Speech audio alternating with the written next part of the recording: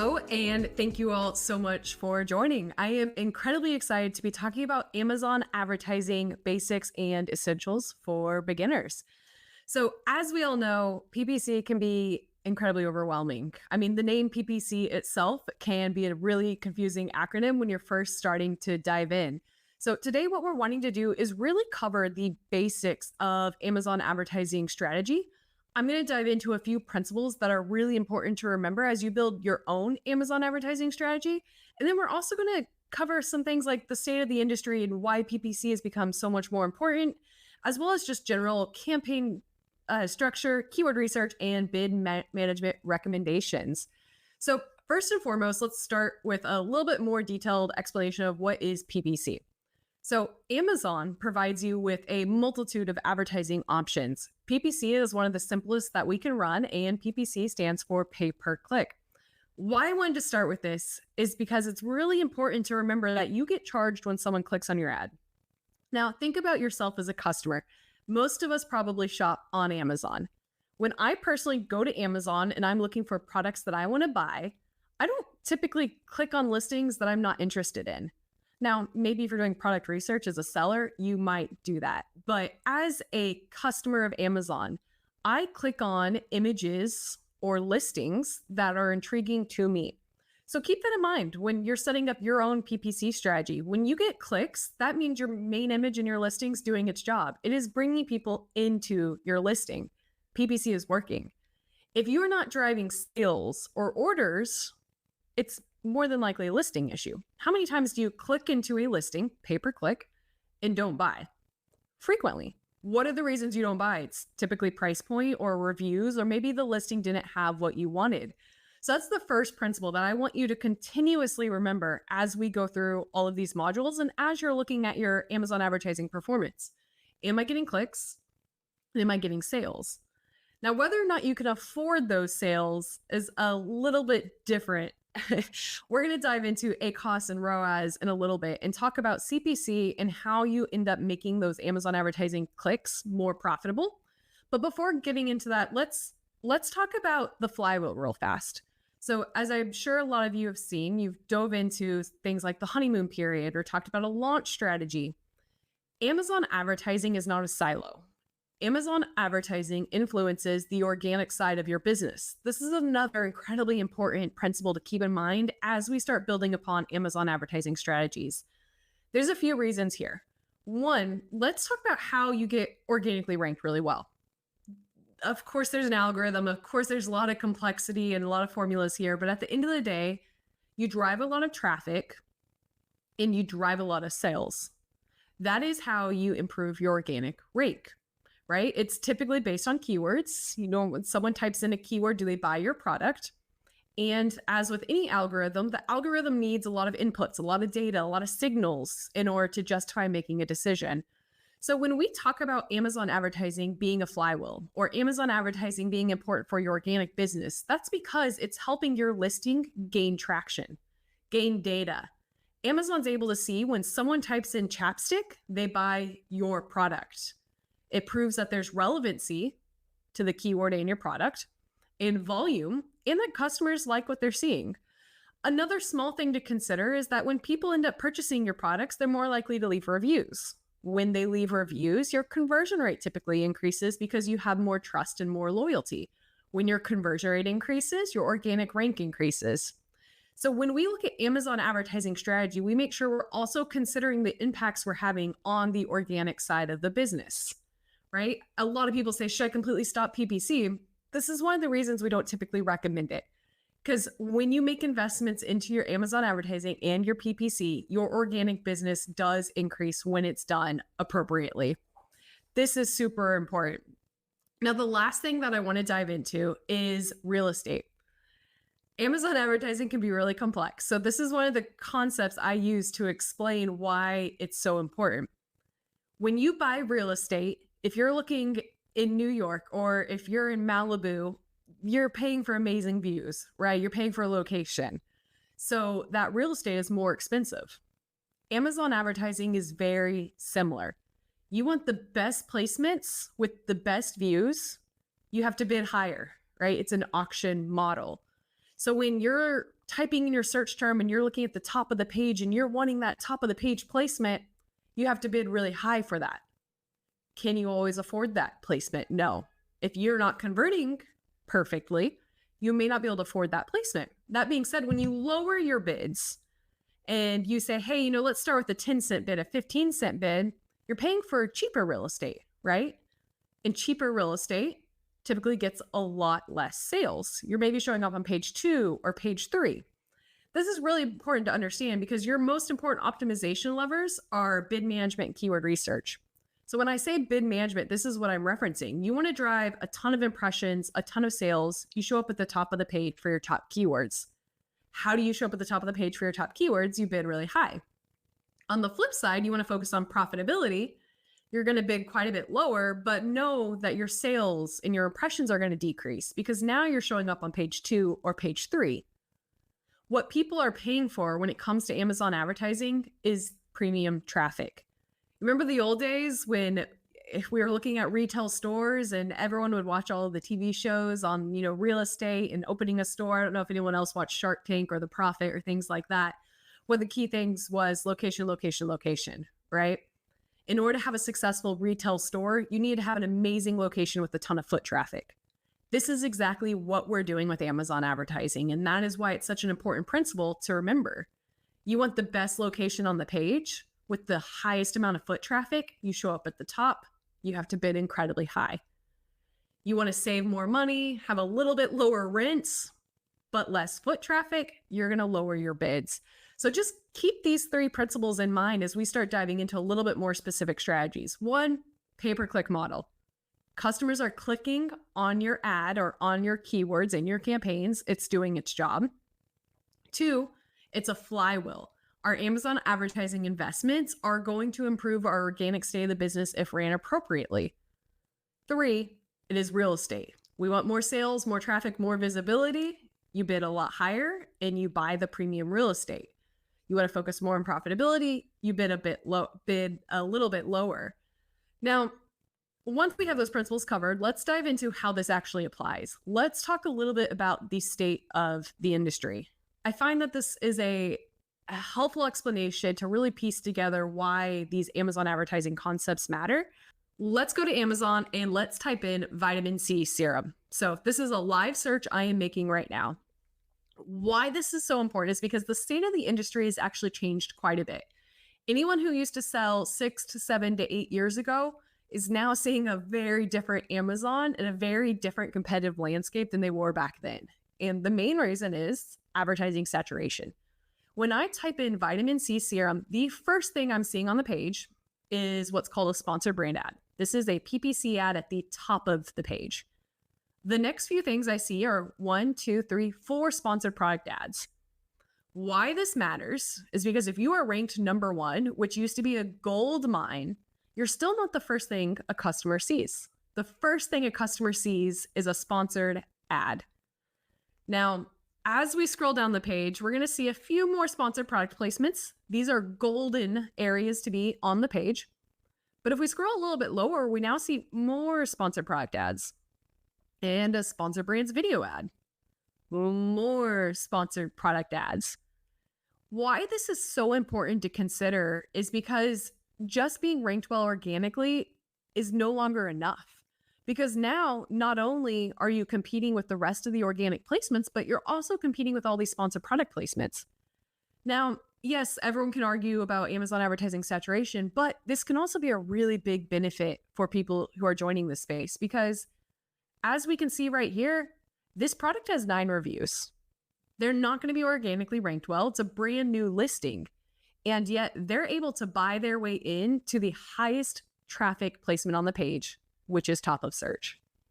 So when we are really selective and when we understand the customer journey and what a customer sees when they make a search, we can be really powerful with our Amazon advertising targeting because Amazon advertising allows us to target keywords as well as products. So if a brand wants to be at the top of the page, they can be. And it's actually relatively simple to be. You just need to bid really high on relevant terms. Now I'm going to talk about relevant terms really fast because it's pretty important to understand why relevancy matters to Amazon. If I typed in vitamin C serum and I saw an ad for chapstick right here. Would I click on it? Probably not. So Amazon would lose revenue because they showed me a poor ad, and they would also lose the opportunity of selling a vitamin C serum. So when we talk about relevancy and making sure that we're bidding on relevant terms, that is why Amazon cares about relevancy. So when indexation comes up and targeting the right keywords, it's because Amazon wants to give the customer a clean experience, right? All of their values are based on a good customer experience. And it's not a good customer experience to go to Amazon, look for vitamin C serum, and see chapstick. So that's one thing that's really small and important to keep in mind. All right, so let's go ahead and reference that real estate principle that we mentioned earlier. Let's show a live example of what that looks like on page. So this is top of search for vitamin C serum. I've actually worked in this category. I use it as an example because it's typically like the joke product that people talk about in this space because it's insanely competitive and insanely expensive. So knowing this space, let's say a brand wants to show up right here. That cost per click, the CPC, the bid, typically is around $9 to $10. And that's important to call out because as you can see, there's a $9 product right here. So if I'm bidding $10 to get a customer to click on my listing and they don't buy my product, I'm immediately taking a loss. 100% conversion rate is not realistic for anyone. But this brand is taking a bet on getting amazing impressions, amazing awareness, and hoping that when a customer buys, they come back and purchase 3 to 4 more times, right? So this customer is hoping that they pay $10 a click, but maybe drive $40 to $50 in sales, right? But that's not achievable for everyone. And that's why the real estate concept is super important to remember. Top of the page gets all of the traffic. Everyone who types in vitamin C serum is going to see one of these ads. That's just the nature of the customer journey.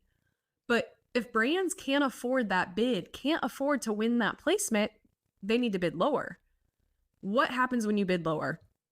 Well, if you lower your bid just a little bit and maybe decide $7 is what you want to bid, you're probably going to show up down here in one of these placements. Let's say you can't afford any of those and maybe you decide to set a 30-cent bid or 40-cent bid. Well, now you're going to be showing up probably on page 2 or page 3. And we all know how unlikely it is for a customer to go to page 2 or page 3. But if they do, it's a lot cheaper. So this is why bid management is super important and why real estate is super important to start understanding. If you want highest traffic, highest sales, best real estate on the page, it's an auction. You have to bid for it. But you can't always afford it. On the flip side, if you start lowering your bids, you may find a point that's a lot more profitable for you, but you're going to be sacrificing traffic. You're going to be sacrificing impressions, clicks, and sales, but that's okay, right? There is a chance that a customer goes to page 2 or page 3 still. It's just a lot less likely. Another thing to consider is when you go to a product detail page, as you can see here, there are also ads here. They're typically all over the page. I'm not seeing one here. There, we have sponsored product ads, carousel, 3 different pages of ads here. We have a sponsored display ad here and sponsored brand ads here. So there's a lot of opportunity to bid on a keyword and find the bid that's right for your level of conversion rate. And that's really, really important to remember. We'll get into a little bit more on bid optimization later on, but as an overview, that's what we're looking at. Something small I want to shout out since we're looking at all the different placements on the page. For any one sponsored product ad, right? Let's take vitamin C serum. You can see there are 1, 2, 3, 4, 5, 6, 7, 8, 9, 10, 30 different sponsored product ads on page 1. And then for that one keyword, we have 30 different sponsored product ads on the product detail page, right? 35 different carousels. I bring this up because there's a lot of opportunity to attract a customer, but also because I spend a lot of time in the Helium-10 groups. And one of the questions that always comes up is, why is my suggested range so different? And I'm bidding on the suggested bid, but it's not giving me any traffic. So, one thing to remember is again, there's a lot of real estate for us to bid on. So, Amazon's giving you a suggestion that covers the average of all of these placements and the average bids from every brand bidding on these placements. So that's why your suggested bids aren't always accurate. They're not usually showing you the suggested bid to win the very top of the page, right? There's only 4 of these, and these get competitive and expensive. You want to win the top of the page, you got to bid the highest. Amazon is showing you the suggested bid of every single placement and giving you the suggestion that you need to bid in order to win a few impressions, not the most impressions, not the least impressions, the average of the competitive landscape across a ton of different real estate. So wanted to throw that out there. I think it's super important to keep in mind. And again, reference that why you have a $9 product that's bidding on this placement, which probably cost them $9, is because of the Amazon flywheel. Not saying that's suggested.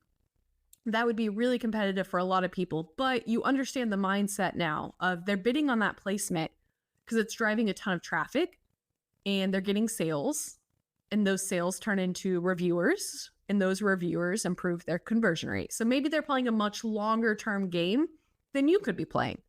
That's why it's really important to understand your short-term goals versus your long-term goals. Now, I want to shout out another level of this that's really important, similar to bid management. We're going to go a lot deeper later on. But for now, we're going to talk about why keyword research and the state of the industry matters as well. If we stick with vitamin C serum, this keyword is so expensive because everyone in the space, every brand wants to bid on vitamin C serum. And when you have more people at an auction bidding higher, higher, and higher, that overall cost per click increases, right? You have 300 people bidding on a car. They're gonna have a war. They're gonna outbid each other, right? You had 2 people there, probably not. So when we talk about keyword research, when we dive into a lot of the opportunities that we have with Helium-10, we're trying to figure out the long tail terms that don't cost as much because people are not thinking to bid on them, right? So instead of vitamin C serum, maybe we're looking at vitamin C face serum for sensitive skin. A lot more long tail, a lot less opportunity, or a lot more opportunity to win those placements for cheaper because other people are not thinking to bid on them. Now with that, a lot less customers are typing in face serum for sensitive skin, right? So you're going to see a drop off in volume. But sometimes that can be okay because if you bid on 10 of these long tail keywords, maybe the volume adds up to what that main keyword is, right? So something that we really focus on is creating keywords that are going to drive sales and volume versus creating keywords that are going to be a lot more long tail for us. So when we dive into keyword research and campaign structure, we typically focus on all of these different goals and targets for this reason. Our long tail terms are going to be cheaper to win because there's less competition and they're typically more precise, right? If I have a sensitive skin product, customers are going to be much more likely to click on my ad when they type in sensitive skin versus having those strong terms that we focus on for sales, volume, and awareness. So keyword research is something that comes up all the time in terms of like, what's the perfect strategy? What's the best strategy? It's really not rocket science, right? It's what keywords are going to drive a customer to our page and what ones can we afford to bid on. So the last thing I really want to dive into, because it comes up all the time, is how do we build a campaign structure that makes sense? How do we create campaigns and then also segment by our keywords that we're targeting or the bids that we're going to be breaking out? And there's a few different schools of thought here, but I wanted to dive in and kind of show you the basics that we like to follow and give you the reasoning for following those basics. So this is probably the biggest recommendation we see in the space. You have one ASIN and you create a campaign and you add multiple ad groups with that. Now, for us personally, we like to break out our campaigns by strategy, and we don't like running multiple ad groups. There's a few different reasons here. One, as you can see, when you set a budget for your Amazon advertising campaign, it's at the campaign level. So if I have a $100 budget, as you can see here, it's going to be distributed across all of my ad groups. We don't have control over that distribution. So what we really like to recommend setting up is multiple campaigns. That way you can then segment by performance. So instead of doing one campaign with a broad match, phrase, exact match, and then having little control over how much your budget goes to what, we create one campaign and put broad match keywords in it. And if it performs well, we give it more budget. If our exact match campaign is not performing that well, we can decrease the budget. So this is one of the fundamental principles we'll talk about when we actually start setting up campaigns and building structure, but it comes up very frequently. So I wanted to touch on it here. When we create campaigns, we do one campaign, one ad group. And then we also like to do smaller batches of keywords. Now, I don't think there's any perfect answer on whether you do one keyword or 5 keywords or 10 keywords, but I think the biggest thing to consider is how many keywords you're putting in that campaign and whether or not you have a budget to collect data across those keywords. So that's kind of the second principle that we're going to talk about, is creating budget distribution methodology across all of those keywords. And what I mean by that is if you have 100 keywords in a campaign, but a $5 a day budget, you're not going to be able to collect data across all of those keywords, right? You don't have enough money to afford the real estate for that many placements. So just keep in mind that your budget needs to be pretty close to the amount of data you're going to collect across all of your keywords. $100 a day budget is probably great for 10 to 20 keywords. You may have $1,000 a day budget and you can put a lot more keywords in there, but that should be built based off of your keyword research and your budgeting methodologies.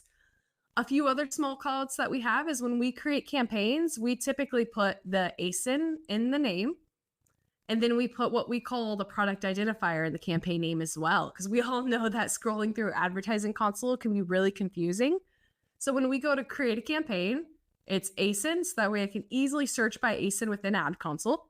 Product identifier, which just means, hey, what do I need to put in my campaign name so I know what products I'm running campaigns on? And then targeting type or keyword research type.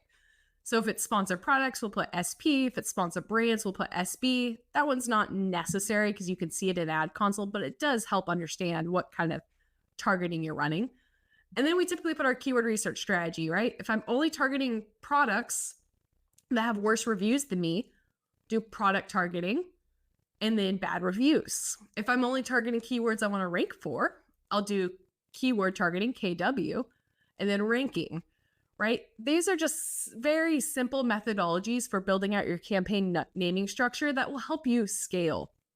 We'll put together probably a quick document on some of these recommendations that have it clearly laid out. But in terms of campaign structure, there's no perfect answer, right? There's no hack that's going to help unlock insane success for you. The real thing that we like to focus on is breaking things out in a granular fashion. Again, ASIN, ASIN, ASIN, one ad group.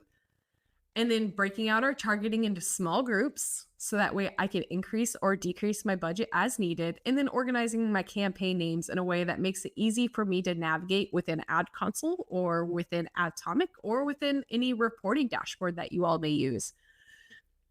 These are the basics of campaign management. And then once you have your campaign set up and running, the next biggest thing is just bid optimization, right? We talked a little bit about this earlier, but something really simple to keep in mind is if your ACoS is bad, lower your bid.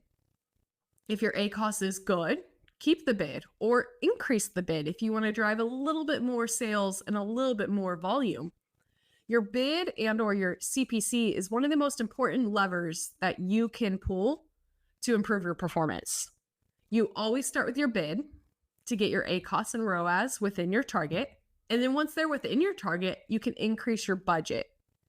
Increasing your budget will sometimes help scale if you're not driving enough budget within that specific campaign. So beyond that, another secondary thing to consider is, some keywords you may want to have a higher ACoS on because as we saw, they're driving a lot of sales and a lot of volume for you. Maybe you want to pay $9 for the best placement on the page, even though you have a $9 product, right? Segment these out, put them into their own campaign so you can control the performance of them specifically.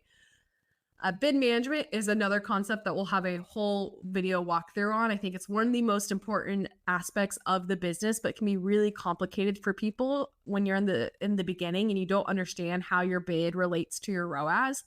So we'll definitely do a full video on that.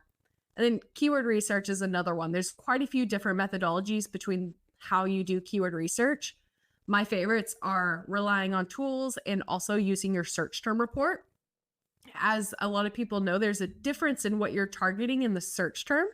There are multiple match types you can bid on. So for example, if I took a red pin and I bid on exact match red pin, I'm showing up exactly for the search term red pin. If a customer searches red pin and I'm bidding on red pin, that's what I'm showing up for. As you move into phrase match and broad match, that gets a lot broader.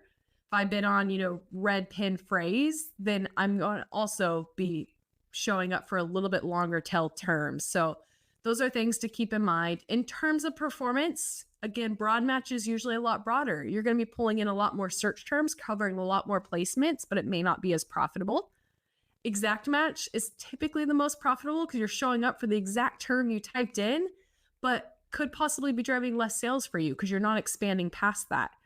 Don't get too caught up in match types. They matter in terms of control, but in terms of performance, they're all pretty good performers if you have good bid management. So I think those are the biggest things that we're wanting to dive into in terms of campaign structure, keyword research, and bid management.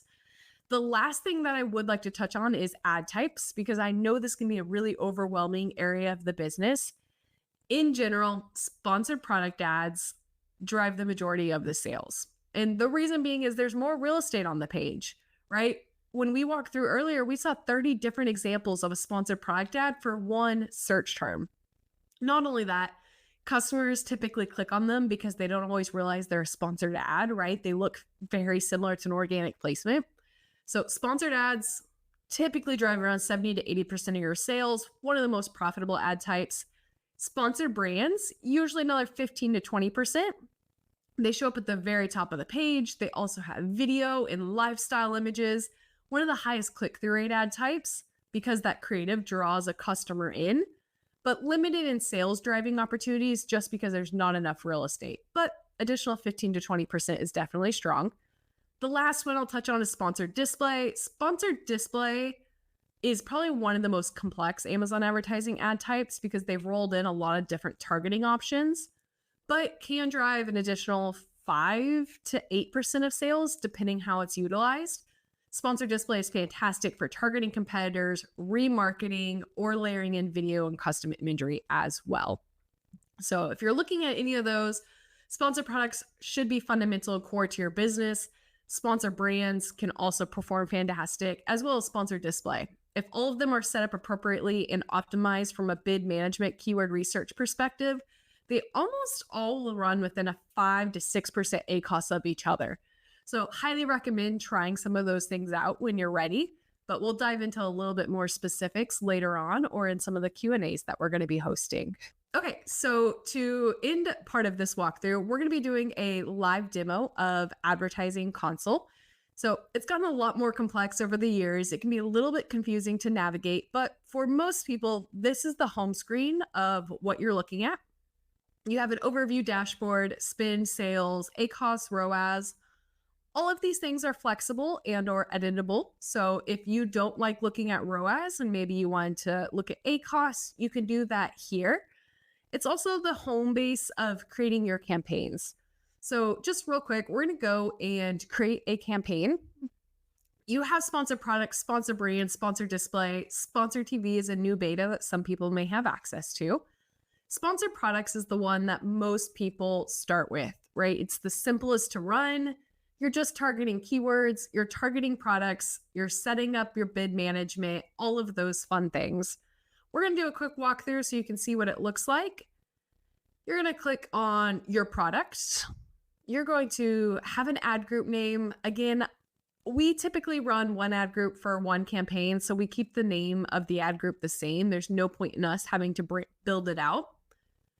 We typically put one product in a campaign, and then you're going to set automatic or a manual campaign. We didn't dive into this too much earlier, but a good way to understand what an automatic campaign is allowing Amazon's algorithm to figure out where your product should be showing. So Amazon's going to look at your listing and figure out, hey, these are the backend keywords. This is what's in the title. These are the keywords that they should be targeting. And that's what an auto campaign does. It targets what they think is best. In the beginning, if you're launching a new product or creating a new auto campaign, it may not perform as well because Amazon's going to cast a wide net until they have enough data to really understand your product. As that auto campaign gets more dialed in, it typically is going to perform better, but you don't have a lot of control, which is most people's complaints with running auto campaigns. You can't control your bids for every single target. You can't really control where it's going to show up. Amazon's going to do what it thinks is best for your listing. A manual targeting campaign, on the other hand, is a little bit different. You can actually select the keywords that you think are best for your brand. So you're going to upload those keywords, upload the bid that you think is appropriate. We always recommend starting conservatively. Something that I always say is we like to make data-based decisions. So if I upload a bunch of bids and they're too low, I can always go and increase them. On the flip side, if I upload a bunch of bids and they're too high, I'm going to hemorrhage a lot of money and I'm going to need to decrease them really quickly. So don't ever be afraid to go too conservative. You can always increase as needed based off the impressions and the amount of traffic you're getting. If you would like to create some negative keyword targeting, feel free to throw that in right here. And then you select your bidding strategy. Now, there's a lot of different opinions on bidding strategy. We're not going to get in too deep here, but I like to use fixed bids because I typically rely on an Atomic or an external software to adjust my bids. So what I don't want to do is give Amazon the ability to increase my bids up and down and another software because they're going to stack up against each other and maybe not perform as well. On the flip side, if you're focused on profitability and you're not using a software, dynamic down could be a good opportunity.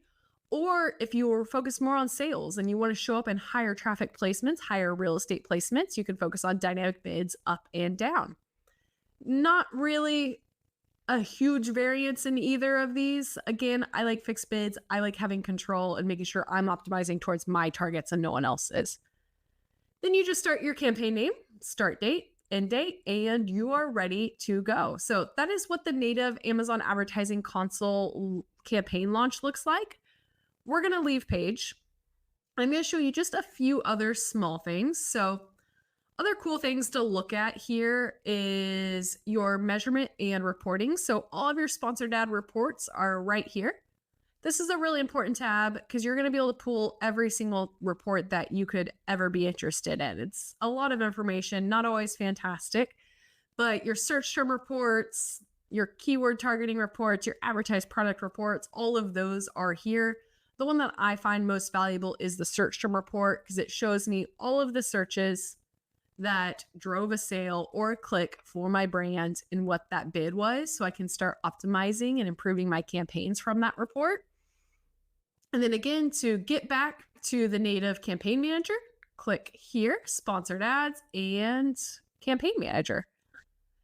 Now, Atomic, I think, has done an amazing job of making this a little bit more valuable from a dashboard perspective. So switching over to Atomic, as you can see here, summary metrics for your PPC campaigns, very similar to Ad Console, just a little bit better in terms of how you can adjust your insights, everything you can look at here.